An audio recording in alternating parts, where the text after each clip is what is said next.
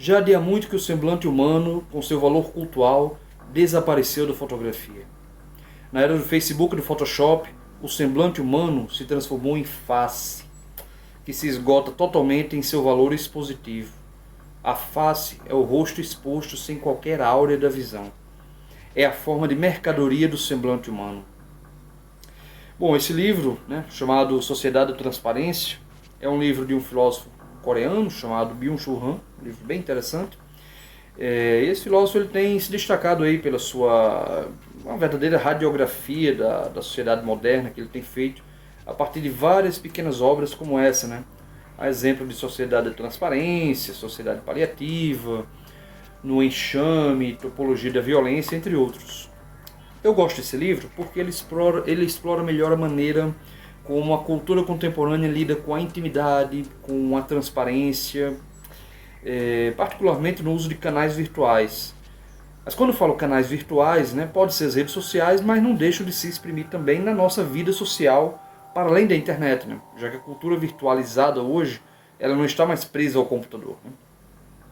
Byung-Chul Han entende a nossa sociedade como uma sociedade positiva, mas positiva não no sentido de legal, bacana e tal, mas no sentido de algo afirmativo, algo concreto. Nesse sentido, uma sociedade positiva elimina tudo que é negativo, ou seja, tudo que obstrui, tudo que atrapalha, com o intuito de tornar todas as coisas rasas e planas, facilmente encaixáveis e sem operar qualquer resistência ao curso da informação, ao curso da comunicação e ao curso do capital. Fala-se muito na transparência hoje em dia, ela se tornou aí um dos principais atributos da modernidade. O governo bom, por exemplo, é um governo transparente. Uma pessoa transparente é uma pessoa confiável. Transparência aqui, transparência acolá, transparência. A transparência encobre tudo. Até o tempo se torna transparente, viver o presente. O futuro ele é positivado num presente otimizado. Então, assim, esse tempo transparente é um tempo sem destino, um tempo sem evento. A transparência ela age como uma coação sistêmica que abarca todos os processos sociais. Então, assim, quando a sociedade positiva se impõe, a negatividade da alteridade, de tudo que é alheio, de tudo que é diferente, de tudo que é representativo do outro, simplesmente atrapalha e retarda a comunicação rasa de tudo aquilo que é igual. Então a sociedade positiva é uma sociedade que não abre margem para a diferença. Então, assim, para nós percebermos como esse fenômeno incide sobre todos os processos, nós podemos pensar na própria ideia de teoria, como essa teoria vem sendo afetada pela lógica da transparência. Ora, a teoria, penso isso inclusive como acadêmico, qualquer teoria de qualquer área, ela é uma manifestação da negatividade, uma vez que a teoria decide o que é que pertence a ela e o que não pertence. É preciso que se faça um recorte. Toda teoria envolve o que é válido e o que não é dentro de seus critérios. Só que a sociedade de transparência não aceita recortes. Tudo é válido, nada pode ser excluído. Então, assim, em virtude dessa negatividade, a teoria se torna violenta. No seu lugar emerge a ciência positiva, baseada em dados, baseada em modelos. E assim como a ciência, também a política também sofre os efeitos da transparência. A política ela é um agir estratégico, onde se presume que, para se fazer política, é preciso que haja uma esfera oculta, uma esfera de bastidores. Então, onde há uma total transparência, a política fica paralisada. Ora, política transparente é uma política sem mistério. Uma política sem mistério só pode significar o fim da própria política. Então, assim, por isso que assim, a sociedade da transparência ela caminha de mãos dadas com a pós-política. Já falei de pós-política aqui no outro vídeo. Então, existe um desejo pela verdade que a gente acredita que a transparência pode nos levar até lá. Só que transparência e verdade não são idênticos. A verdade é uma negatividade que se põe e se impõe, declarando tudo mais como falso. Só que nós vivemos numa sociedade da multiplicidade de informações e que não estabelece nenhuma hierarquia mais entre elas. Se nós pensarmos no sistema educacional, por exemplo, esse sistema tem como premissa determinar o que deve ser transmitido para as gerações seguintes e o que não deve. Essa é a função de um sistema educacional. Só que isso hoje seria considerado um absurdo. Assim, tudo é válido como informação, tudo é válido como manifestação de cultura, todas as pessoas têm o mesmo valor, etc.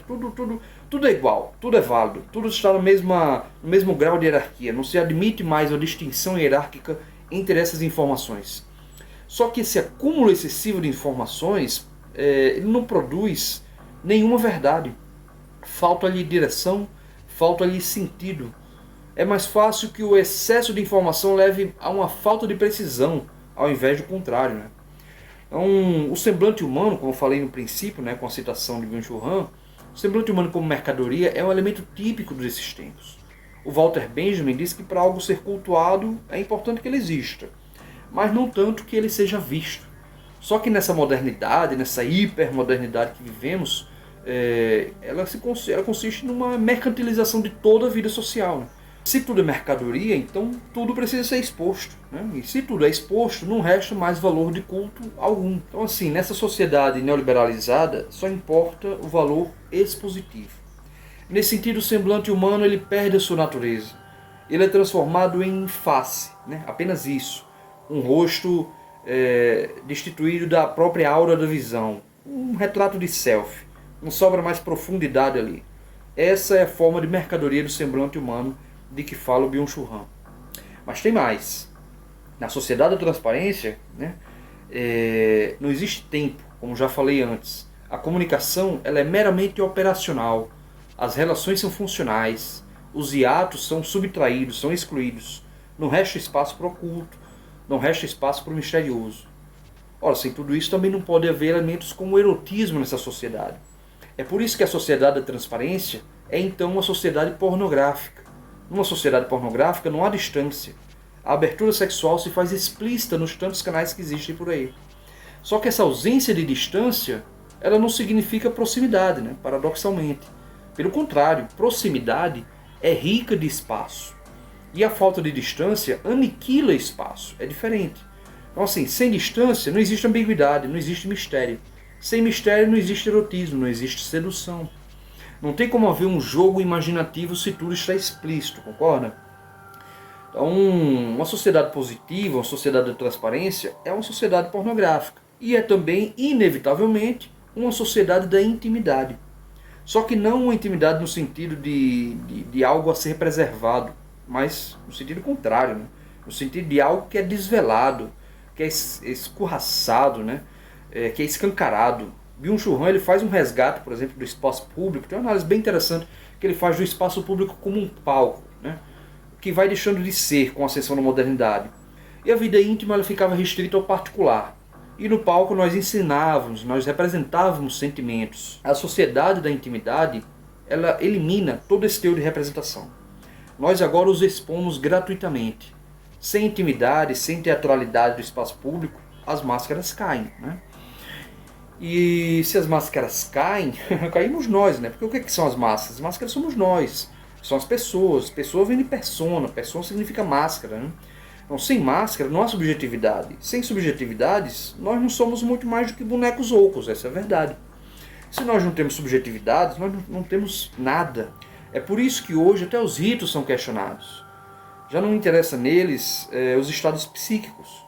Mesmo quem se diz espiritualizado, mesmo essa espiritualização good vibes da sociedade hoje em dia, ela se restringe à sua forma aparente, né? Interessa apenas o funcional, interessa apenas o dado objetivo. O que é que eu ganho com isso? Eu tenho ansiedade, será que determinado ritual vai me ajudar nisso? Né? Só que os rituais eles têm uma importância, né, que vai além disso, né? Nesses rituais o sujeito ele escapa de si. Nos rituais nós encontramos o outro. Nós saímos um pouco de nós mesmos e encontramos um outro. Só que na sociedade positiva não há distância do sujeito para si mesmo. A sua intimidade sempre o acompanha por onde ele for. Ela está lá exposta em suas redes sociais, por exemplo, né? Ela não veste mais a máscara que vestia para se apresentar em público. Então esse sujeito, ele é sempre ele mesmo em todos os lugares. Ele nem sequer se permite escapar de si. Pelo contrário, o seu si mesmo não tem limites. Então esse sujeito transparente é o próprio sujeito narcísico. Né? O narcisismo aqui não é um transtorno, né? Não vem como patologia, mas é uma expressão de comportamento, uma expressão de conduta. Né? Esse sujeito não coloca limite a si mesmo. Ele está sendo ele próprio sempre, a todo momento. Ele está sempre sendo autêntico. Ele quer ser respeitado por quem ele é. Ele quer ser respeitado no coletivo em todas as suas dimensões, mesmo nas mais íntimas, sobretudo nas mais íntimas. Ora, um sujeito que não limita a si mesmo é o sujeito do narcisismo. Nada desespera mais esse sujeito do que se distanciar de si mesmo. E você, sente isso? Muito obrigado por ter assistido até aqui. Se quiser, curta, comente, faça qualquer coisa, dê like positivo, dê like negativo, dislike, enfim. Eu sou o Leon e esse é o canal Sonhando Perigosamente. Até mais.